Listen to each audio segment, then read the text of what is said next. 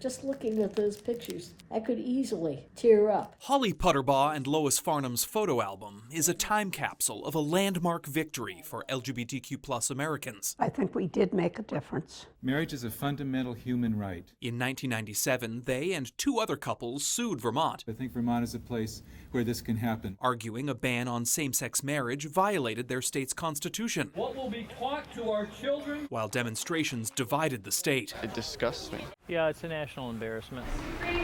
The Vermont Supreme Court directed the legislature to grant same-sex couples the rights and benefits heterosexual couples had. There you go. In 2000, with its civil unions law, Vermont became the first state to extend that legal recognition, Always my spouse. though the unions did not have standing elsewhere. The history books will reflect that we blazed the trail. Today, Middlebury College houses records from some of the advocates who pushed for change, They're just average people deciding to do something extraordinary. believing future scholars of civil rights will want access to archival materials. That example that Vermont set then made it possible for other states like Massachusetts and Connecticut, who were the first states to have full marriage equality. They could look north at the border and see that things were fine in Vermont a few years later after the civil union law had passed. In 2015, the U.S. Supreme Court required all states to recognize same-sex marriages. Well, I bring it right back to life, liberty, and the pursuit of happiness. Congresswoman Becca Balint of Vermont was in a civil union before she and her wife Elizabeth could truly call themselves married.